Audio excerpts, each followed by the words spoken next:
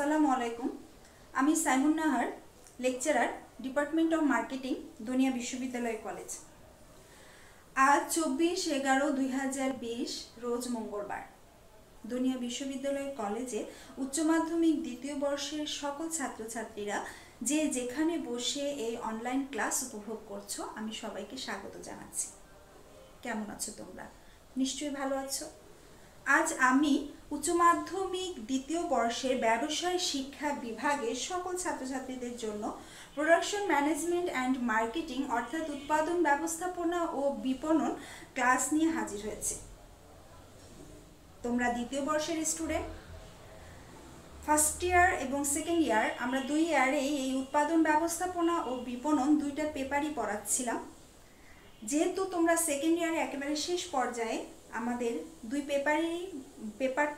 পেপারই পড়ানো শেষ পর্যায়ে। ফার্স্ট পেপারও আমাদের 10ম অধ্যায় চলছে, সেকেন্ড পেপারও 10ম অধ্যায়। আজ আমি তোমাদেরকে উৎপাদন ব্যবস্থাপনা ও বিপণন দ্বিতীয় পত্রের 10ম অধ্যায় নিয়ে আলোচনা করব। সুপ্রিয় শিক্ষার্থীবৃন্দ, তোমরা যেহেতু সেকেন্ড ইয়ারের স্টুডেন্ট, তোমাদের অবশ্যই উৎপাদন ব্যবস্থাপনা ও বিপণন দ্বিতীয় পত্রের যে পেপারটা বিপণন, এটা সম্পর্কে সার্বিকভাবে ধারণা আছে এবং সেটা আসলে থাকা উচিত। তারপরও আমি আমার আলোচনার সুবিধার্থে বা তোমাদের বোঝার সুবিধার্থে বিপণন নিয়ে হালকা একটু আলোচনা করব। মার্কেটিংয়ের জনক হচ্ছেন ফিলিপ কটলার। ফিলিপ কটলার মার্কেটিংকে বিভিন্নভাবে বিভিন্ন আঙ্গিকে আমাদের সামনে তুলে ধরেছেন। আমাদের জীবনযাত্রার উন্নয়নে মার্কেটিং কী কী ক্ষেত্রে গুরুত্বপূর্ণ ভূমিকা পালন করে সেটা আমাদের সামনে তুলে ধরার চেষ্টা করেছেন। ফিলিপ কটলার মার্কেটিংয়ের জনক। তিনি মার্কেটিংয়ের সংজ্ঞা প্রদান করেছেন। আমরা আজকে সেই সংজ্ঞাটা একটু দেখব। ফিলিপ কটলারের মতে, marketing is the process by which companies create value for customers and build strong customer relationships in order to capture value from customers in return. এই সংজ্ঞার অর্থ দ্বারা বাজারজাতকরণ হচ্ছে এমন একটি প্রক্রিয়া যার মাধ্যমে কোম্পানিগুলো ক্রেতাদের জন্য ভ্যালু সৃষ্টি করে এবং বিনিময়ে এই ভ্যালুগুলো অর্জনের জন্য ক্রেতাদের সাথে শক্তিশালী ক্রেতা সম্পর্ক গড়ে তোলে। এই সংজ্ঞার আলোকে 3টা কথা এখানে বলা আছে। প্রথমটা হচ্ছে ভ্যালু সৃষ্টি করে।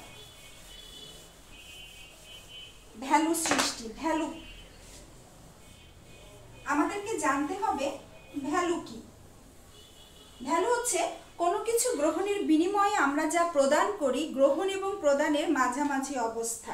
অর্থাৎ আমরা যখন একটা প্রোডাক্ট কোনো দোকানে কিনতে যাই বা কোনো বিপণীতে কিনতে যাই, তখন আমরা কোনো প্রোডাক্টের বিনিময়ে অর্থ পে করছি। তাহলে আমরা কোনো কিছু প্রদান করছি আর কোনো কিছু গ্রহণ করছি, এই দুইয়ের মাঝামাঝি যে অবস্থাটা আছে সেটা হচ্ছে ভ্যালু। অর্থাৎ আমরা পণ্য থেকে যে সুবিধাটা ভোগ করি, বাজারজাতকারী প্রতিষ্ঠান কি করে, এই ভ্যালুগুলো আমাদের মাঝে সৃষ্টি করে সে অনুযায়ী পণ্য উৎপাদনের ব্যবস্থা করে আমাদের সামনে পণ্যগুলো নিয়ে আসে। এই পণ্য উৎপাদনের ব্যবস্থা করা এবং আমাদের কাছে নিয়ে আসা, এর মধ্যে বাজারজাতকারী প্রতিষ্ঠান অনেক ধরনের কার্যাবলী সম্পাদন করে। এরা কি করে? বাজার নিয়ে গবেষণা করে, বাজার থেকে বিভিন্ন ধরনের তথ্য সংগ্রহ করে এবং সেই তথ্য অনুযায়ী মানসম্মত পণ্য উৎপাদনের ব্যবস্থা করে। এছাড়াও পরিবহন, গুদামজাতকরণ, প্রমিতকরণ, পর্যায়িতকরণ, পণ্যের বিজ্ঞাপন, পণ্য ক্রেতাদের কাছে পৌঁছে দেওয়া, এই বিভিন্ন ধরনের কার্যাবলী বাজারজাতকারী প্রতিষ্ঠান সম্পাদন করছে।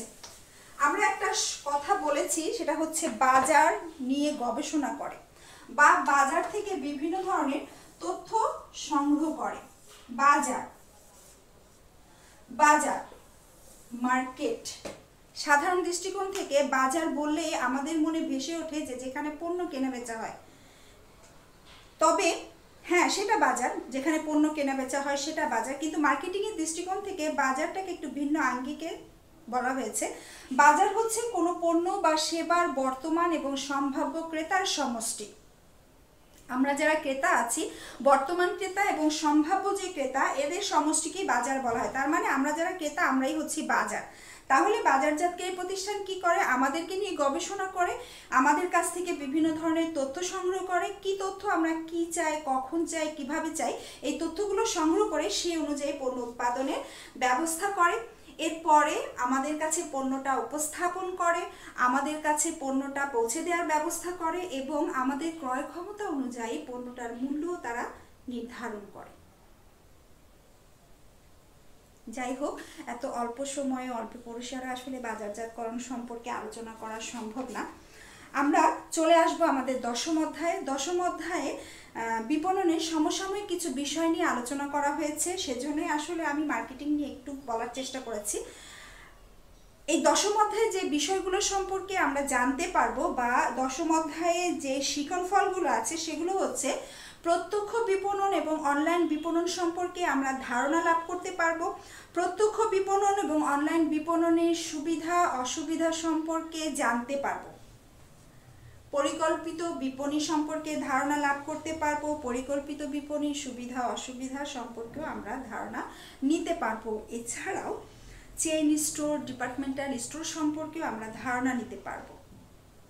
সুপারমার্কেট সম্পর্কে ধারণা নিতে পারবো। সুপারমার্কেটের বৈশিষ্ট্য সম্পর্কে জানতে পারবো। সুপারমার্কেটের সুবিধা অসুবিধা সম্পর্কে জানতে পারবো। এছাড়াও আরও একটি বিষয় আছে, সেটা হচ্ছে গ্রিন বিপণন সম্পর্কে আমরা ধারণা ব্যাখ্যা করতে পারবো এবং এর যে প্রয়োজনীয়তা আছে সেটা সম্পর্কেও আমরা জানতে পারবো। এখন আমরা মূল আলোচনায় চলে আসব।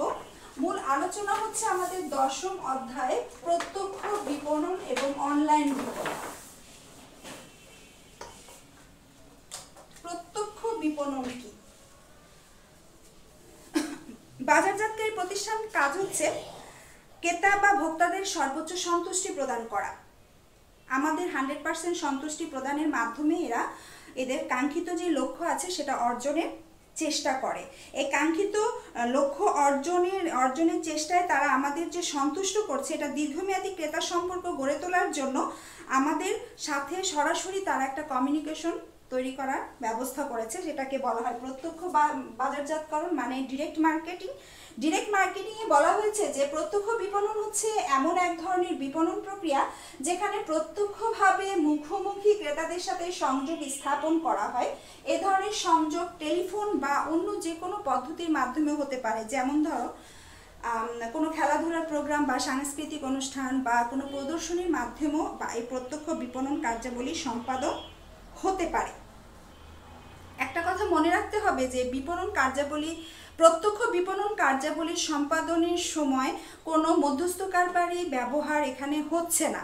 তাহলে আমরা উৎপাদনকারী প্রতিষ্ঠানের কাছ থেকে সরাসরি পণ্যটা ব্যবহার করার সুযোগ পাচ্ছি। প্রত্যক্ষ বিপণন ডিরেক্ট মার্কেটিং অনেক ক্ষেত্রে আমাদের বিভিন্ন ধরনের সুযোগ সুবিধা প্রদান করছে। এর কিছু সুবিধা আছে, পাশাপাশি কিছু হালকা কিছু অসুবিধাও আছে। সুবিধাগুলোকে দুইটা আঙ্গিকে ভাগ করা হয়েছে। একটা হচ্ছে ভোক্তাদের দৃষ্টিকোণ থেকে কি কি সুবিধা এবং বিক্রেতাদের দৃষ্টিকোণ থেকে কি কি সুবিধা প্রত্যক্ষ বাজারজাতকরণ আমাদেরকে প্রদান করে। যেমন আমরা প্রথমে চলে আসব ক্রেতাদের দৃষ্টিকোণ থেকে প্রত্যক্ষ বিপণনের কি কি সুবিধাগুলি আছে। তার মধ্যে প্রথম হচ্ছে এটা সহজ ক্রয়। আমরা যেহেতু প্রত্যক্ষ বিপণন একটা অনলাইন বাজারজাতকরণ ব্যবস্থা, সেহেতু আমরা এখানে আমাদের পছন্দ অনুযায়ী পণ্যগুলো সহজে কিনতে পারছি, আমাদের পণ্যগুলো সহজে নির্বাচন করতে পারছি। প্রতিষ্ঠানের সাথে একটা সহজ যোগাযোগ মাধ্যম তৈরি হচ্ছে। আমরা প্রতিষ্ঠানের ওয়েবসাইটে প্রবেশ করে সরাসরি সেই প্রতিষ্ঠানের পণ্য সম্পর্কে বা প্রতিষ্ঠান সম্পর্কে বিভিন্ন ধরনের ধারণা লাভ করতে পারছি। এছাড়াও এখানে যেহেতু মধ্যস্থকারীর কোনো ব্যবহার নেই বা মধ্যস্থকারীর সহায়তা নেওয়া হচ্ছে না, সেহেতু আমরা কম মূল্যে পণ্যটা ব্যবহার করার সুবিধা ভোগ করি। ক্রেতাদের মাঝে একটা আত্মতৃপ্তি চলে আসে। আমরা যারা ক্রেতা বা ভোক্তা আছি, আমরা যখন সরাসরি প্রতিষ্ঠানের কাছ থেকে পণ্যগুলো কেনার সুযোগ পাই, আমাদের পণ্য থেকে যে ভালো লাগাগুলো আছে, পণ্যের প্রতি কোনো অভিযোগ থাকলে বা কোনো মতামত থাকলে সেটা কিন্তু আমরা সহজেই প্রদান করতে পারি। এছাড়া আমাদের প্রধান কাজ হচ্ছে আমরা আমাদের সঠিক পণ্যটা নির্বাচন করতে পারছি। একটা প্রতিষ্ঠানের অসংখ্য পণ্য ভাণ্ডারের মধ্যে প্রবেশ করে আমরা আমাদের প্রয়োজনটা নির্দিষ্ট করে সেই অনুযায়ী পণ্যের অর্ডার প্রদান করছি এবং আমাদের কাছে পণ্যটা পৌঁছে যাচ্ছে। এই ডিরেক্ট মার্কেটিংয়ের কারণে আমরা ভেজাল পণ্য বা নকল পণ্য পাওয়ার যে ঝুঁকি আছে সেটা থেকেও মুক্ত হচ্ছি। এগুলো হচ্ছে ক্রেতাদের দৃষ্টিকোণ থেকে, আমরা যারা ক্রেতা বা ভোক্তা আছি। এছাড়া বিক্রেতাদের দৃষ্টিকোণ থেকে অনেক অনেক সুবিধা রয়েছে, যেমন ক্রেতাদের সাথে একটা ভালো সম্পর্ক তৈরি হচ্ছে, যেহেতু সরাসরি আমাদের সাথে তাদের একটা কমিউনিকেশন তৈরি হয়। এই ব্যবস্থার মাধ্যমে বিক্রয় কর্মীদের মাঝে দক্ষতা বেড়ে যায়, তারা সঠিক স্থানে সঠিক সময়ে বা অল্প সময়ে পণ্যটা পৌঁছে দিতে পারছে। এখানে যেহেতু প্রযুক্তির ব্যবহার আছে, তাই সহজে তারা পণ্য সম্পর্কে যাবতীয় যে তথ্যগুলো আছে সেগুলো ক্রেতাদেরকে জানাতে সক্ষম হচ্ছে। একটা অভিযোগ পণ্য সম্পর্কে ক্রেতারা যখন প্রদান করে, সেই অভিযোগটা ক্রেতারা প্রদান করতে পারছে না, যার কারণে বিক্রেতারা এই অভিযোগ থেকে মুক্ত থাকছে। এর কারণে কি হয়, ক্রেতাদের সাথে যেহেতু সরাসরি যোগাযোগ তৈরি হচ্ছে, আমরা যারা ক্রেতা আছি আমরা আমাদের পছন্দ মতো পণ্যটা খুঁজে পাচ্ছি, আমরা সহজে ব্যবহার করতে পারছি। পণ্যের প্রতি যে অভিযোগগুলো যদি থেকে থাকে বা কোনো মতামত থেকে থাকে সেটাও আমরা প্রদান করতে পারছি, তাহলে আমাদের মাঝে একটা আত্মতৃপ্তি চলে আসছে। এর কারণে কি হয়, পণ্যের বিক্রি বৃদ্ধি পায়। পণ্যের বিক্রি বৃদ্ধি পেলে প্রতিষ্ঠানের সুনাম বেড়ে যায়, ক্রেতার সংখ্যা বেড়ে যায়। তাহলে অনেক অনেক সুবিধা এখানে প্রত্যক্ষ বিপণন ব্যবস্থায় আছে। তবে পাশাপাশি কিছু অসুবিধাও আছে, যেমন এখানে সঠিক ক্রেতা চিহ্নিতকরণে বিভিন্ন ধরনের অসুবিধা তৈরি হয়।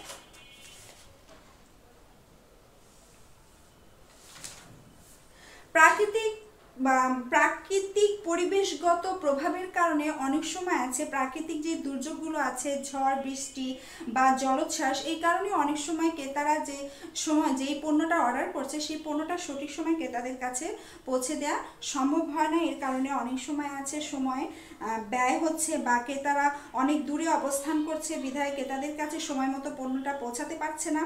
ক্রেতাদের চাহিদা নির্ধারণেও সমস্যা হচ্ছে, যেহেতু এখানে অনেক পণ্য সমাহার আছে বা অনেক পণ্য ভাণ্ডার আছে, সেই কারণে বা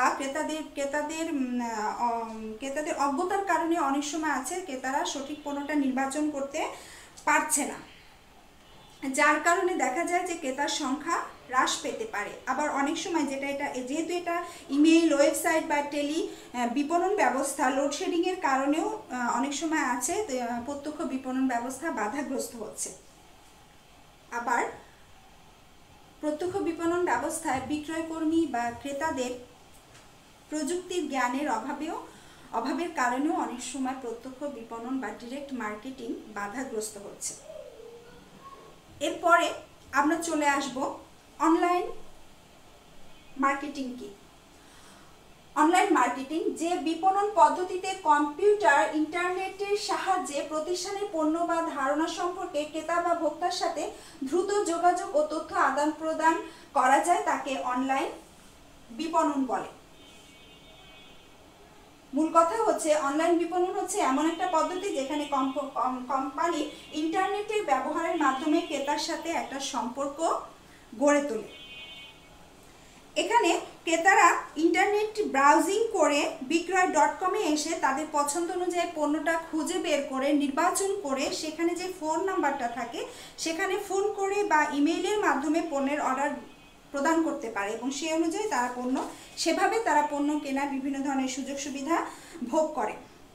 এই অনলাইন বিপণনে অনেকগুলো সুবিধা আছে, পাশাপাশি কিছু অসুবিধাও আছে। আমরা প্রত্যক্ষ বা ডিরেক্ট মার্কেটিংয়ে যে সুবিধা অসুবিধাগুলো পেয়েছি এখানেও তেমনই সুবিধা অসুবিধাগুলো আছে। যেমন আমরা একটু সংক্ষেপে আলোচনা করি যে অনলাইন মার্কেটিংয়ে সুবিধাবলীগুলোকে দুটো আঙ্গিকে দেখানো হয়েছে, একটা হচ্ছে ক্রেতাদের দৃষ্টিকোণ থেকে, আরেকটা ভোক্তাদের দৃষ্টিকোণ থেকে।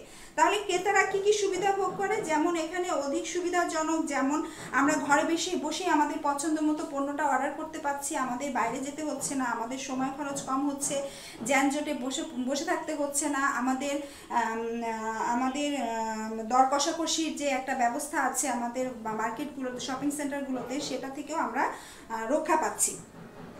এরপরে এই অনলাইন বিপণন ব্যবস্থার কারণে আমরা দ্রুত সিদ্ধান্ত নিতে পারি, আমাদের সঠিক পণ্যটা নির্বাচন করে আমাদের আমরা আমাদের সিদ্ধান্তগুলো দ্রুত নিতে পারছি। এতে করে সময় অপচয় হ্রাস পাচ্ছে এবং অর্থের অপচয়ও হ্রাস পাচ্ছে। বিভিন্ন ধরনের ঝুঁকি থাকতে পারে, যেমন নকল পণ্য বা ভেজাল পণ্য, এই ধরনের ঝুঁকি থেকেও আমরা মুক্ত থাকছি।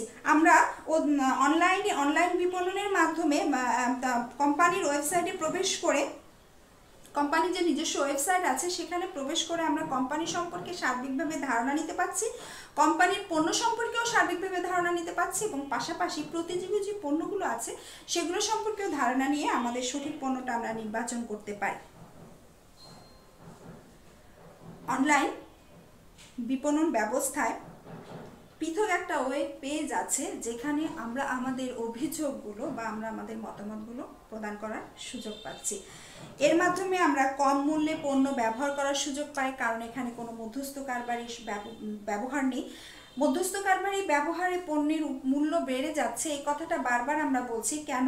কারণ উৎপাদন স্থান থেকে পণ্যটা তারা বিভিন্ন মাধ্যমে কিনে এনে বা বিভিন্ন হাত বদল হয়ে যখন আমাদের কাছে আসে তখন অটোমেটিক পণ্যটার মূল্য বেড়ে যায়। আর এখানে যদি আমরা কোম্পানির কাছ থেকে সরাসরি পণ্যটা কেনার সুযোগ পাই, যে কোনো ইলেকট্রনিক মাধ্যম, তারপরও আমরা সরাসরি কেনার যেহেতু সুযোগ পাচ্ছি, সেহেতু এখানে কম মূল্যে আমরা পণ্যগুলো ব্যবহার করার সুযোগ পাই। আমরা অনলাইন ব্যবস্থার কারণে কোম্পানির বিশাল পণ্য ভাণ্ডারে প্রবেশ করে আমরা আমাদের প্রত্যাশিত যে পণ্যটা সেটা অতি সহজে নির্বাচন করতে পারি। এতে করে কি হয়? আমরা প্রতিনিয়ত আধুনিক মানের পণ্য ব্যবহার করার সুযোগ পাচ্ছি, আমরা উন্নত জীবনযাপন করার সুযোগ পাচ্ছি, আমাদের জীবনযাত্রার মান উন্নত হচ্ছে। বিক্রেতার দৃষ্টিকোণ থেকে কি কি সুবিধা আছে, যেমন ক্রেতার সাথে একটা ভালো সম্পর্ক তৈরি হওয়া, একটা নমনীয় একটা পরিবেশ তৈরি হওয়া, বিক্রেতারা বিভিন্নভাবে বিভিন্ন আঙ্গিকে বিভিন্ন ধরনের দক্ষতা বৃদ্ধি করতে পারছে, প্রযুক্তির যে সুবিধা আছে সেটা ভোগ করতে পারছে, তাদের ভেজাল পণ্য বিক্রির যে একটা অভিযোগ আছে সেই ঝুঁকি থেকে তারা মুক্ত থাকছে। প্রতিষ্ঠানে যেহেতু ক্রেতাদের সাথে সরাসরি একটা কমিউনিকেশন, এখানে কি হচ্ছে, পণ্যের বিক্রি বেড়ে যায়, প্রতিষ্ঠানের সুনাম বেড়ে যায় এবং ক্রেতার সংখ্যাও বেড়ে যায়। এই অনলাইন বিপণন আমরা বারবার বলছি যে আমাদের কাঙ্ক্ষিত পণ্যটা নির্বাচন করতে আমাদের সহায়তা করছে, আমরা আমাদের প্রয়োজনীয় পণ্যটা সঠিক সময় সঠিকভাবে খুঁজে বের করতে পারছি এবং সঠিক সময় ব্যবহার করার সুযোগ পাচ্ছি। তারপরও এত সুবিধা থাকার পরও বিক্রেতাদের দৃষ্টিকোণ থেকে অনেক ধরনের সুবিধা আছে, বিক্রেতাদের দৃষ্টিকোণ থেকে অনেক ধরনের সুবিধা আছে, তারপরও আমরা এই সুবিধাগুলোর পাশাপাশি অনলাইন বিপণনে কিছু অসুবিধা লক্ষ্য করা যায়, যেমন সঠিক সময় সঠিক ক্রেতা চিহ্নিতকরণের অসুবিধা তৈরি হচ্ছে। প্রাকৃতিক পরিবেশগত প্রভাবের কারণে সঠিক সময় পণ্যটা ক্রেতার কাছে পৌঁছানো সম্ভব হচ্ছে না, অধিক সময় ব্যয় হয়, ক্রেতারা উৎপাদন স্থান থেকে বা ব্যবসায় স্থান থেকে অনেক দূরে দূরে আমরা অবস্থান করছি। আমরা যারা ক্রেতা আছি আমরা কিন্তু একটা নির্দিষ্ট জায়গায় কখনোই অবস্থান করছি না, আমরা দেশের নানান জায়গায় ছড়িয়ে ছিটিয়ে বসবাস করি। এই অনলাইন ব্যবস্থা এরা কি করছে, আমাদের অর্ডার অনুযায়ী আমাদের কাছে পণ্যটা পৌঁছে দিচ্ছে, যার কারণে কি হয়, অনেক সময় এই প্রাকৃতিক দুর্যোগের কারণে অনেক সময় এখানে ব্যয় হচ্ছে। আবার আমাদের অনভিজ্ঞতার কারণে, আমাদের শিক্ষার অভাবের কারণে আমরা অনলাইন ব্যবস্থা বা অনলাইন যে কার্যক্রম, আমরা যে প্রযুক্তির যে বিষয়টা সেটা সহজে অ্যাকসেপ্ট করতে পারছি না, যার কারণে কি হয়, আমাদের সঠিক পণ্যটা আমরা নির্বাচন করতে ব্যর্থ হচ্ছি। এতে করে কি হয়, ক্রেতার সংখ্যা হ্রাস পায়। মূল কথা হচ্ছে প্রযুক্তি জ্ঞানের অভাবের কারণে আমরা আমাদের সঠিক পণ্যটা নির্বাচন করতে পারছি না, যার কারণে ক্রেতার সংখ্যা হ্রাস পাওয়ার সম্ভাবনা থাকে। এছাড়া লোডশেডিংয়ের কারণে অনেক সময় আছে, লোডশেডিংয়ের কারণে যেহেতু এটা টেলি বিপণন ব্যবস্থা, এখানে ইমেইলের মাধ্যমে পণ্যের অর্ডার করা হয়, সেজন্য লোডশেডিংয়ের কারণে এখানে কার্যক্রম বাধাগ্রস্ত হচ্ছে। এরপরে আমরা দেখব পরিকল্পিত বিপণী কেন্দ্র ধারণা। Planet shopping centre. Planet shopping centre হচ্ছে এমন একটি সর্ববৃহৎ বিপণী কেন্দ্র যেখানে আলপেন থেকে শুরু করে এরোপ্লেন পর্যন্ত সবকিছু কিনতে পাওয়া যায়।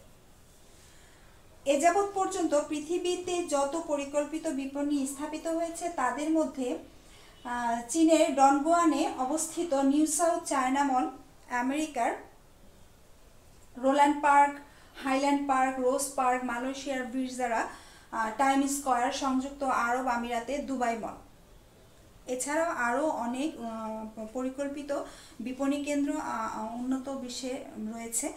আমাদের বাংলাদেশে পরিকল্পিত বিপণী না থাকলেও বৃহৎ শপিং মল হিসাবে বসুন্ধরা সিটি এবং যমুনা ফিউচার পার্কে পরিকল্পিত বিপণীর কিছু বৈশিষ্ট্য লক্ষ্য করা যায়।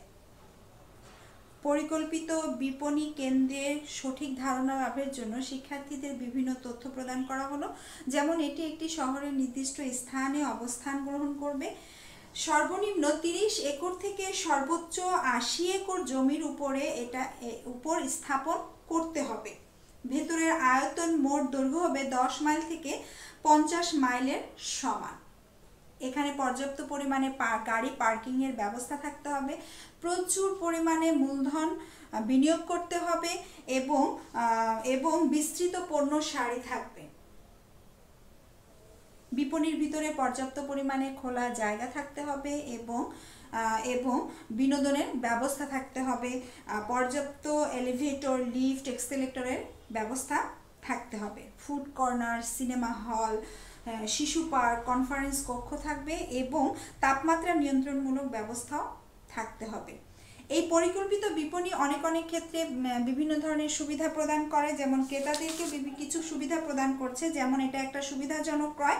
এখানে আমরা যারা ক্রেতা আছি আমরা আমাদের চাহিদা মতো সকল পণ্য একটা বিপণীতে এসে খুঁজে পাচ্ছি, আমাদের বিভিন্ন শপিং সেন্টার ঘুরে বেড়ানোর প্রয়োজন পড়ছে না।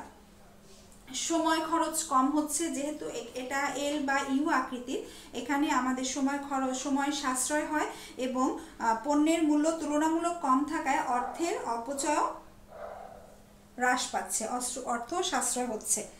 প্রচুর পরিমাণে নিরাপত্তা ব্যবস্থা থাকার কারণে আমরা ক্রেতারা নির্বিঘ্নে ঘোরাফেরা করে কেনাকাটা করার সুযোগ পাচ্ছি।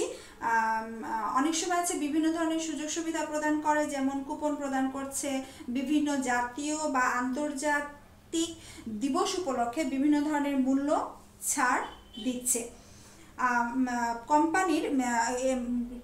ক্রেতারা কোম্পানির নিজস্ব ওয়েবসাইট লগ ইন করে পূর্ব থেকে পণ্য সম্পর্কে বিভিন্ন ধরনের ধারণা নিয়ে বা পণ্য সম্পর্কে সার্বিকভাবে ধারণা নিয়ে তারপরে তারা পণ্যটা কেনার জন্য আসছে, যার মাধ্যমে আমরা আমাদের জীবনযাত্রার মান উন্নত করতে সক্ষম হচ্ছি বা আমাদের জীবনযাত্রার ধাঁচ উন্নত হচ্ছে।